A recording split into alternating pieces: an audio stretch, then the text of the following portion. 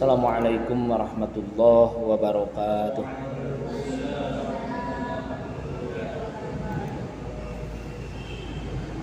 Alhamdulillahilladzi hadana lihada wa ma kunna linahtadiya laula an hadanallah.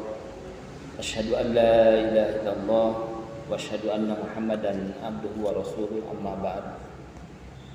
Hadirin jamaah Masjid Al-Mujahidin, jamaah pengajian pada malam ini, marilah kita manfaatkan usia kita, nikmat yang diberikan oleh Allah, fasilitas dan kesempatan untuk mendalami ayat-ayat Allah. Dalam jadwal saya mempunyai giliran untuk menyampaikan, kalau dalam tema ya tahapan untuk beradaptasi dengan Islam.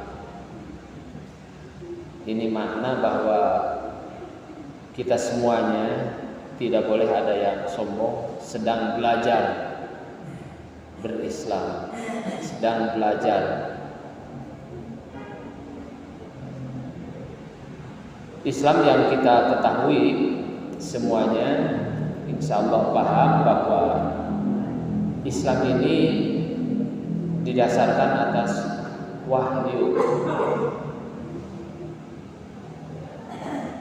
Wahyu Allah itu berdasarkan penelaahan untuk memudahkan secara kajian keilmuan ada dua.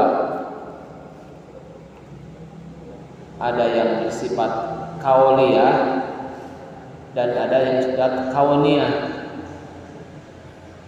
Yang kauliyah itu dibagi juga, ada yang disebut Quran, ada yang disebut hadis. Hadis terbagi juga, ada hadis qudsi, hadis nabawi.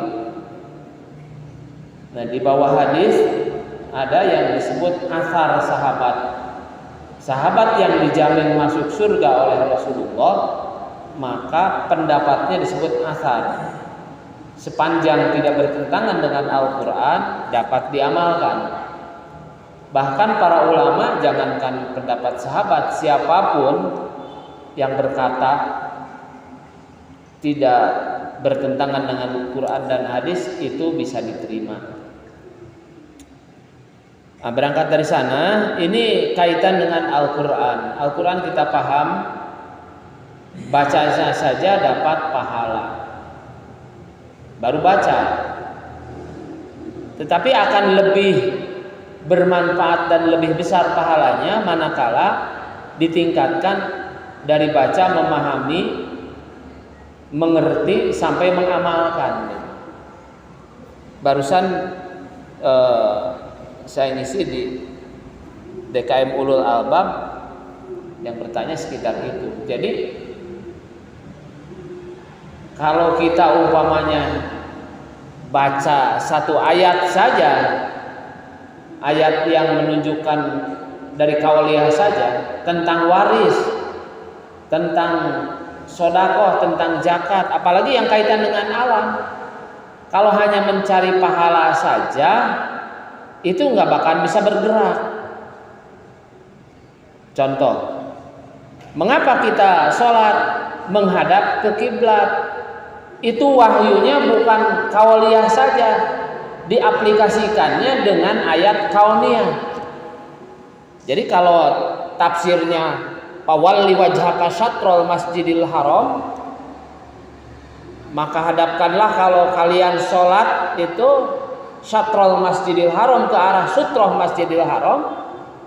Itu hanya makna tafsiran dalam fikih begitu. Tapi ditanyakan mana masjidil haram? Di Indonesia saja Kementerian Agama gitu, di Indonesia baru 100 tahun menerima terhadap teori pelurusan arah kiblat. Maka di Indonesia banyak masjid yang garisnya buatan baru, miring, masjidnya menghadap ke barat gitu. Jadi kalau wahaistu makunta fawalli wajhaka syatrul masjidil haram itu harus menggunakan ayat kauniyah. Salat saja itu kaitan dengan waktu itu ayat kauniyah harus digunakan. Jadi kalau kita umpamakan aqimis sholata liduluki syamsi ila ghasaqil laili wa qur'anal fajr inna qur'anal fajri kana masuda. Maca itu dapat pahala, udah pahala. Tapi apakah ayat itu maksudnya apa? Oh, ini mengatur waktu. Aqimis sholat, dirikanlah sholat. Itu kan? Liduluki syamsi, karena waktunya itu tergelincir matahari. Kalau hanya sebatas mengumpulkan pahala dari baca, itu nggak bisa diaplikasikan. Jadi adaptasinya ya harus kita memang baca. Karena barusan ada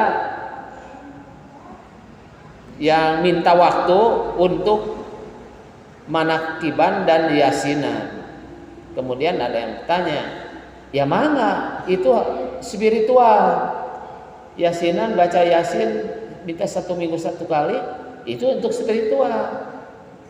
Jadi motivasi hanya untuk spiritual saja. Tapi maknanya apa? Nah sekarang saya minta tingkatkan yasinnya bagus, yasinan modern. Baca yasin, diterjemahkan, maknanya apa? Baca surat ini, begitu. Sehingga Al-Quran ini benar-benar hudan, jadi petunjuk. Bukan Al-Quran ini hanya sebatas sumber bacaannya pahala, bukan itu saja.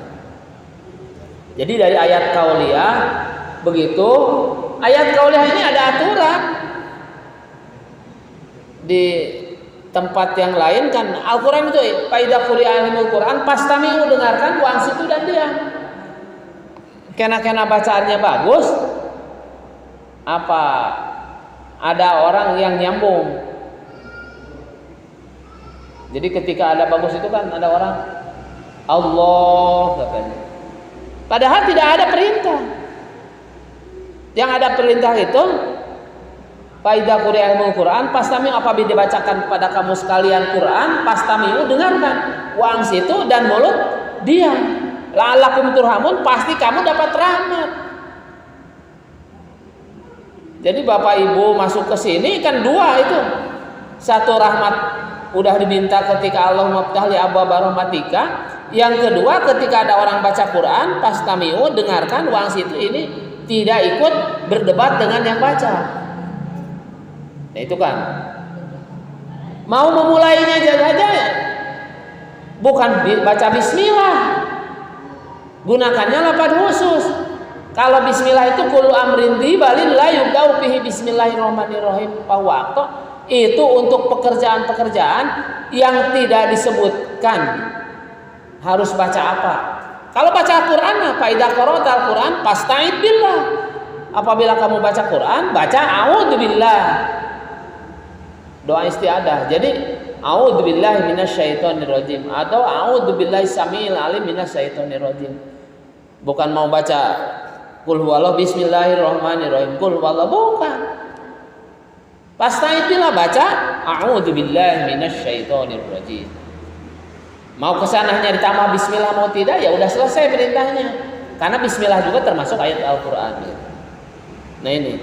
Tetapi kalau ayat kauniyah itu enggak bisa begitu saja.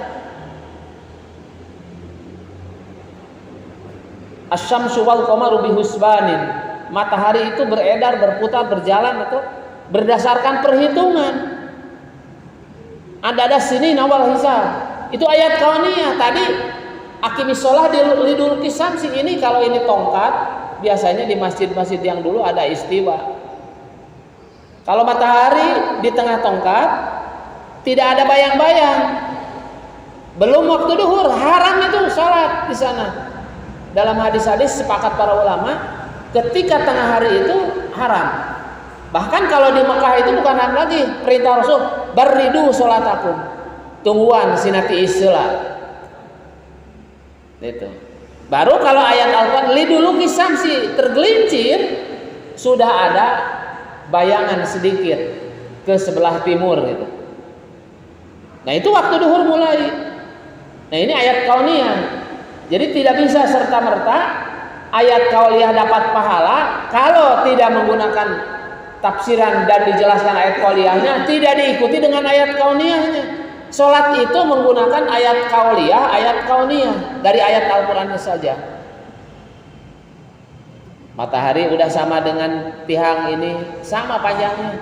Habis waktu duhur dan akan mulai waktu asar. Makanya jangan melupakan fawailul lil musallin alladzina hum an sholatihim sahun. Ini melupakan waktu-waktu itu banyak karena ulul albab itu dekat putsa, 3 menit lagi mau adzan maghrib, mau sholat asar, baru 1 rakaat udah adzan maghrib, saya bilang adzan aja.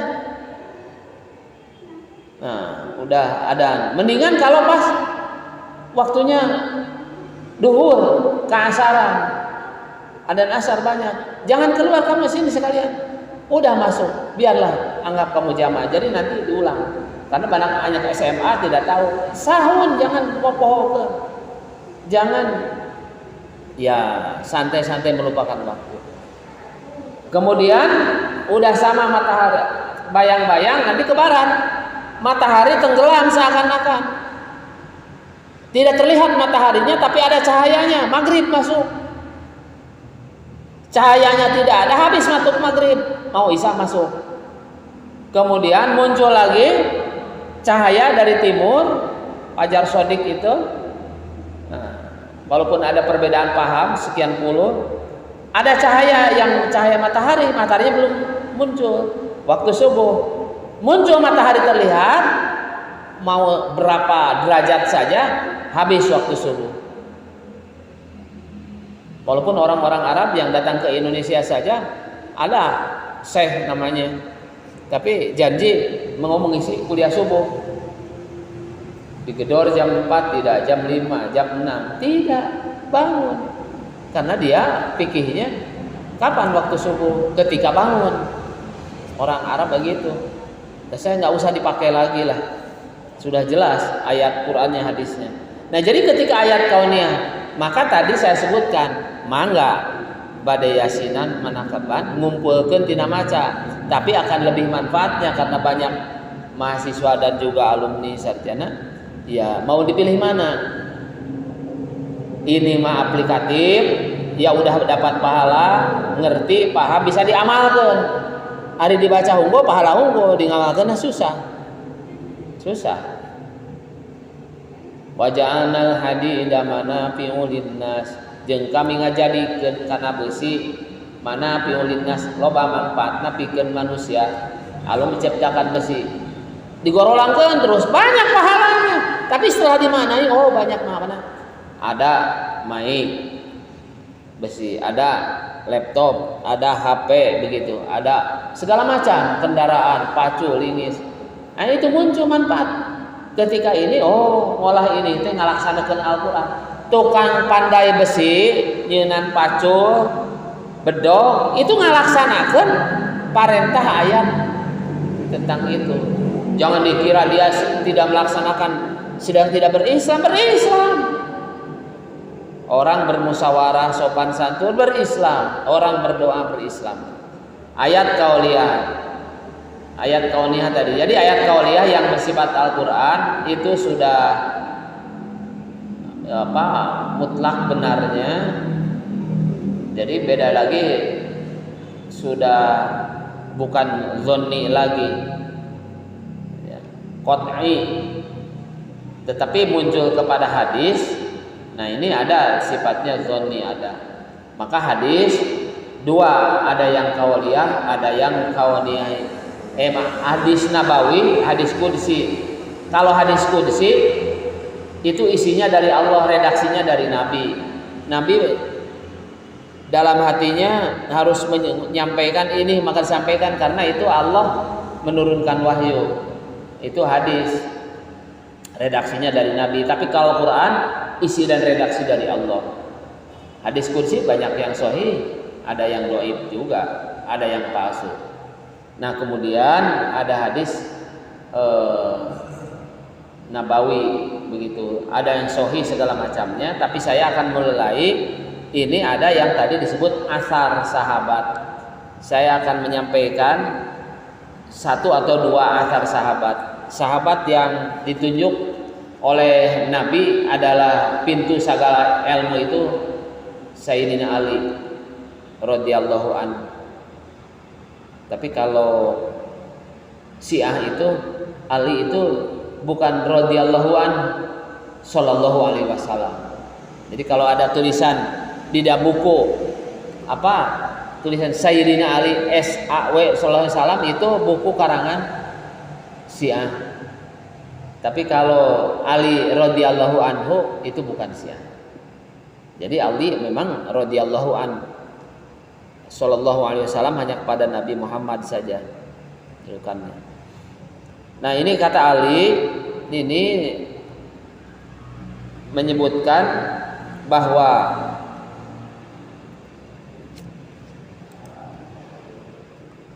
seseorang itu akan tenang, ya, akan tentram dan dia berkualitas takwa tinggi manakala memenuhi 4 kata Ali itu. Yang pertama al khaufu minal jalil.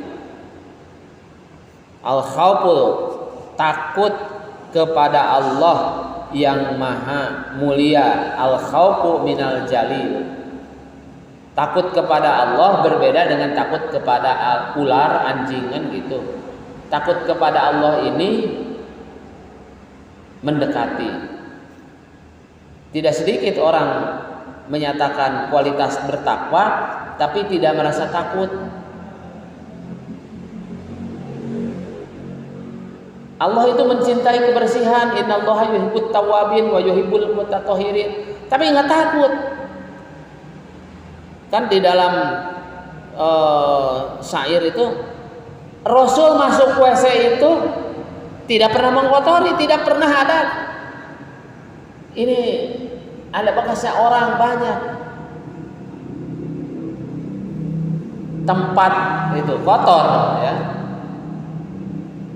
Jadi orang yang takut sama Allah itu Allah mencintai kebersihan, tapi kenapa kita kalau di rumah kotor dibiarkan? Bahkan bertamu ini ada hotel dibayar, ada petugasnya. Kotoran bekas kita kenapa nggak mau dibersihkan? Oh ini bayar masa nyapukan? Ya kayak saya sapu di hotel di kamar, enggak masalah. Allah mencintai loh. Jadi kata Sayyidina Ali itu al khaufu minal jalil. Takut enggak sama Allah? Allah itu mencintai. Walaupun sudah dibayar oleh orang, ini kursi kita naik pesawat, ada kursi kotor, jangan panggil ini. Nah, kita aja kenapa pahala? Ada orang mentang-mentang kepala kantor, kepala dinas, ya mejanya kotor, teriak-teriak, ya kepada ini teriak-teriak. Ini bagaimana? Tinggal dibersihkan, dielap sendiri aja. Jadi kalau memang kualitas takwanya itu takut bahwa kotor itu adalah setan membersihkan, dikasihani Allah, tidak usah. Jadi lakukan saja. Ini banyak ciri kualitas. Wal amalu bit tanzil, mengamalkan apa yang termuat dalam tanzil, at-tanzil Al-Qur'an yang diturunkan. Mengamalkan itu ya dari apa yang diturunkan oleh Allah saja. Allah menyebutkan kauliyah, kauniyah. Jadi kalau tidak ada tuntunannya ya nggak usah baca Quran. Kan ada orang ketika baca Quran jadi mengamalkan itu ketika enak, apa nadanya, lagunya yang bagus, orang apa namanya di bahasa Sunda itu bukan ngengklokan. Jadi ada sahutan lagi di akhir ayat itu Allah, tidak ada perintah. Atau membuat karena situasi kondisi, kalau nggak ada perintah nggak usah, kata Sayyidina Ali. Wal amalu itu harus bitanjil, diturunkan dalam Al-Qur'an, dicontohkan oleh Rasul, demikian. Walaupun menurut ilmu, ya ini masih dilema. Ngadoakeun ka mayit, contohna hadisnya mau laki-laki maupun wanita, Allahumma gfir lahu. Tapi cek nahu sorob, ini wanita mayat teh. Allahumma gfir laha bisi diseung-seurikeun. Tapi kalau kai Sayyidina Ali wal amalu bitanjil, eta mah teu dicontohan. Manya Rasul teu apa? Nya mayit. Tadi saya hanya keburu ada 4 ya saudara kita yang meninggal itu, tapi hanya keburu 2, yang satu ibu-ibu, yang satu bapak-bapak. Terus dinaina Allahumma gfir laha, tapi tak usah dibahas. Berkeyakinan saya mah mengikuti Rasul aja, solu kamar wa itu muni usolli. Rasul ngadoa begitu. Ayat 2 mayitnya Allahumma gfir lahuma. Banyak Allahumma gfir lahum. Memang secara bahasa begitu. Tapi Rasul secara wahyu ya memang harus begitu aja. Allahumma gfir lahu, laki-laki, wanita, banyak sedikit sama.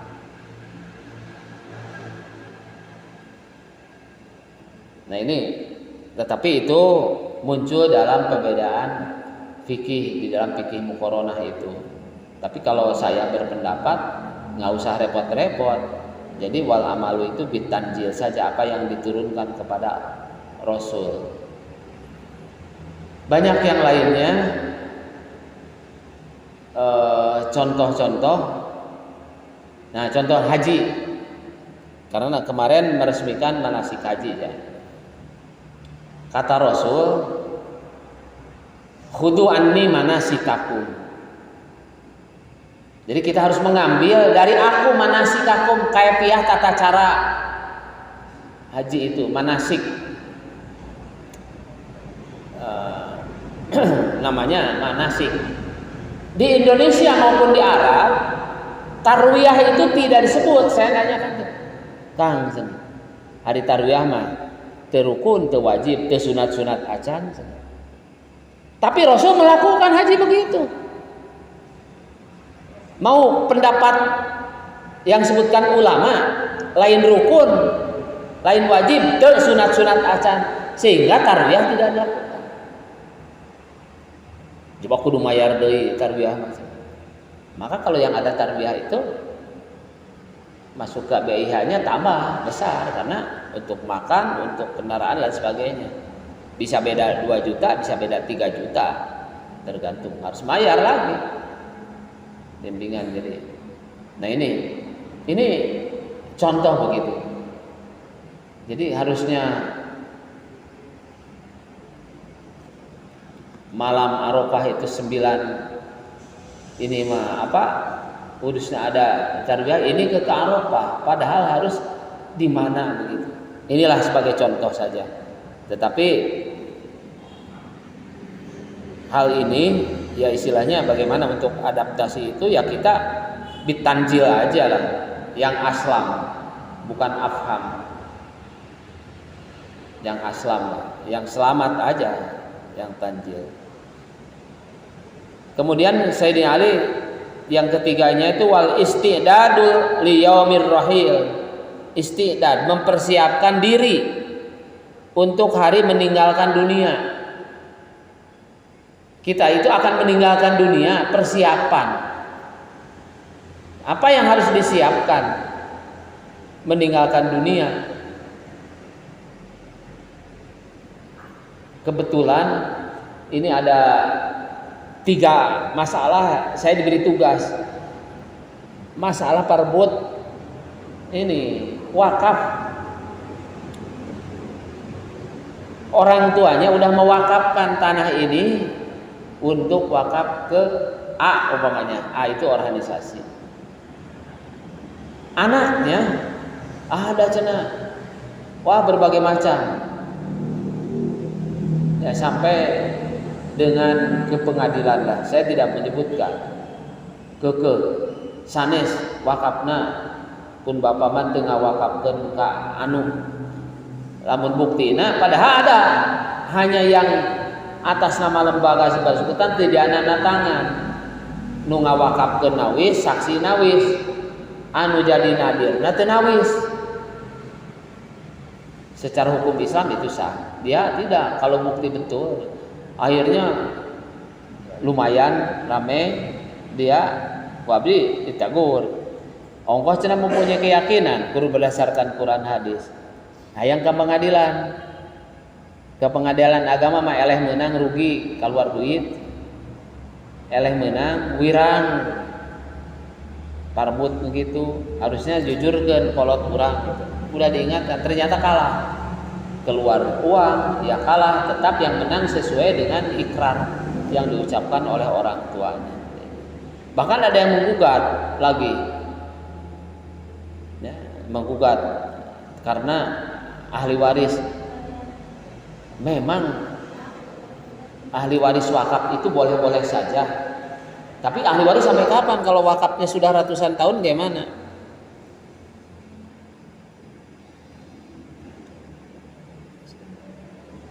Lagi pengajian dulu ya, lagi pengajian dulu. Ada yang menggugat, saya luruskan ini. Wal amal bitanjil. Bayangkan saja, hiji orang tua udah wakaf selesai menang. Naik lagi yang kedua, lembaga. Di lembaga itu sebut saja Pondok Pesantren X, dia sudah sebutkan. Ada santri kan banyak, santri 1000, ada uang masuk segala macam. Setelah terkumpul uang itu dibelikan kepada tanah. Orang beraninya, udah terkumpul bagian sekian hektar lah tanah dibelikan. Kemudian dipanggilkan ngariung adik-adiknya, kamu pegang, ini atas nama kamu, tanah yang sini ini atas nama kamu gitu. Kemudian dia buat yayasan. Sok wakafkeun yayasan. Orang berani. Uang yang dikumpulkan dari santri dibelikan di atas namakan A, B, C. Kemudian untuk disuruh diwakafkan ke ABC. Setelah saya dekati kata Sayyidina Ali wal istidadu li yaumir rahil. Nah teu sieun lamun besok Anda dipanggil satu orang, kamu nggak takut kalau meninggal besok itu tanah dari kamu, bagaimana anak istri kamu? Sadar, akhirnya buat pernyataan, aku keliru. Yang satu sama, 3 sama, tinggal satu orang lagi yang menyuruhnya. Nah inilah dia tidak sadar harus mempersiapkan wal istidadu li yaumir rahil ini. Padahal Ali begitu ini. Yang keempat, waridho bil qalil. Kata Sayyidina Ali, dan kita ini harus ridho hidup apa yang diberikan Allah seadanya, walaupun sedikit. Jadi orang masing-masing bagiannya berbeda, ya udah aja ridho. Jadi wah ari baturna Allah teh ngadijian, ya usah terima apa adanya kata Ali. Karena tidak diukur dari harta kekayaan, ari batur mah cenah boga jabatan itu tak usah di ini. Harta kekayaan batur mah bisa wakaf, bisa zakat, bisa naik ibadah haji segala macam. Protes ke Allah. Allah tidak mengukur dengan itu. Ketakwaan bukan itu, tapi harus ridho dengan ini. Ukurannya kan ada yang protes ke Rasul juga. Ya Rasulullah, kalau saya dikasih begini, kan ada ibadah haji katanya. Saya tidak bisa ibadah haji kalau uang sedikit. Saya tidak bisa zakat. Saya tidak bisa kurban. Saya tidak bisa akikah. Jadi Ali menjawabkannya, kurang ridho. Apa yang dicari, ridho Allah atau kita yang dicari kebanggaan kepuasan? Relalah, ikhlaslah, apa adanya. Ya demikian. Saya baca istrinya siapa itu kan hanya punya baju 2, bayangkan saja. Hidup di hutan, punya baju 2, yang satu dipakai, yang satu dicuci, dijemur. Ini nggak bisa dibuka, diganti, menunggu yang satu lagi apa adanya begitu, sehingga sembunyi ketika kotor kedua-duanya dia sembunyi apa adanya begitu. Memang ujian sampai demikian. Kemudian ini dijelaskan oleh asar yang kedua oleh Sayyidina Ali itu, kata Ali, laula khamsu hisolin lisorin nasi kulluhum solihin. Apabila kalaulah tidak ada yang 5 yang hinggap kepada manusia, pamiti aya 5 perkara sadayana manusia teh bakal solehah lah. Nah ieu kaganggu Bu 5 nu tadi teh ada sabungkeun. Aya jalmi Sayyidina Ali teh al qanaatu bil jahli, aya nu qanaah ridona teh dengan kebodohan. Siapa orang yang ridho kebodohan? Nutara hadir kana pengajian, nutara ngupingkeun khutbah Jumat, anu tara baca, tara gaul, eta ridho kana kebodohan. Ini penghambat jadi orang soleh. Upami hayang janten orang soleh, soleha itu ya orang ulah rela, ulah ridho. Keukeuh eta mah bab dina mencari ilmu mah kumaha carana susahna oge ingin terus begitu. Ingin berlomba. Secara singkat opat deui lah. Wal harsu alad dunya, rakus terhadap dunia ini penghambat jadi orang soleh. Rakus terhadap dunia. Saya punya teman, memang penghasilannya dibanding dengan teman yang satu itu gaji setahun teh sama dengan 1 hari. Orang lain itu hanya dapat uang gaji ya 120 juta itu setahun, dia itu 1 hari. Punya villa di mana-mana, punya ini kamu rakus orang itu nggak bakal jadi soleh. Akhirnya dia juga tidak bisa pernah ada rumahnya yang banyak itu, ya hampir 100 rumahnya tidak ada yang dihuni. Senangnya juga nyewa lagi, pergi di hotel ini hari ini masih nyewa, padahal punya rumah yang banyak, villa yang banyak. Nah ini orang yang tidak akan jadi anak soleh. Yang ketiganya wasau bil fadl, kikir dari kelebihan harta. Kan orang nyuhunkeun ka Allah teh rezeki anu cukup, minta rezeki yang cukup, bukan berlebihan. Yang dikatakan sisa kelebihan harta itu gini, upami gaji 10 juta sasasi, cekap kurang 8 juta memenuhi kebutuhan, maka 2 juta itu kelebihannya. Maka zakatnya wajib ada dari 2 juta itu, bukan dari 10 juta.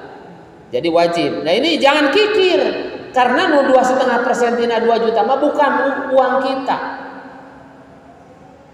Kalau infak sedekahnya boleh dari 8 jutanya itu, dari 2 juta, karena zakat dan infak sedekah beda di dalam Al-Baqarah 177 itu dibedakan. Ada wa'atal mala ala hubbihi dawil kurba itu dan seterusnya, ada wa'ataz zakah, wa masalah wa'ataz zakahnya beda di ayat itu masih. Jadi ini ya orang yang masih kikir dari kelebihan hartanya, kita udah cukup di bumi aya barang nu teu diangge, padahal dulur urang kene meriogikeun. Itu kikir dari kelebihan. Gaduh katete 7 anu sok dianggo mangan 3. Da ieu mah cadangan itu ini. Iya kata Sayyidina Ali itulah yang disebut kikir dina kelebihan. Tapi mungkin ada orang yang susah ngan hiji-hijina ngagoreng ku eta, ngalodeh ku eta gitu. Terus mungkin itu. Jadi kita sadar ya, kursi banyak orang sudah tidak dipakai ketika kantor sekretariat lembaga Islam memerlukan, juga masih bangga dengan kelebihannya. Yang keempat, waria fil amal, ria dalam amal itu sudah tidak perlu, insya Allah semuanya paham. Kita ria itu nggak ada lah, mau jadi anak soleh namun masih kena ria. Yang terakhir, al-ajabu birra, ujub dengan pendapatnya, asapang pinterna, asapang apana, kan segala macam. Yang paling itu mau jadi orang soleh. Jadi kata Sayyidina Ali, itulah 5 penghambat julukan gelar solih solihah. Nah ini yang saya sampaikan hanya 2 asar sahabat. Asar sahabat Sayyidina Ali itu dijamin oleh Rasul akan masuk surga. Yang ahli sunnah wal jamaah mengaku semua sahabat, yang lain ada, hanya Ali saja. Ya, istri Nabi itu dijamin masuk surga karena sahabat. Tata cara ngadidik menjadi ahli surga Rasul hanya pintunya dan kualitas surganya berbeda-beda. Rupina eta kanggo urang sadayana, urang kada ya adaptasi lah. Nomor hijina ulah ngarombak Rasul oge dan menyempurnakan akhlak. Jadi akhlak orang, akhlak keluarga, akhlak masyarakat kita sempurnakan. Memang kebejadan moral itu semakin menjadi-jadi hari ini. Rupina dicekapkeun sakitu karena geus cekap ke waktosna. Atur nuhun karena segala paratosna. Punten bilih aya anu kalepatan kakirangan. Rabbana atina fid dunya hasanah wa fil akhirati hasanah wa qina adzabannar. Subhana rabbika rabbil izzati amma yasifun wa salamun alal mursalin walhamdulillahi rabbil alamin. Assalamualaikum warahmatullahi wabarakatuh.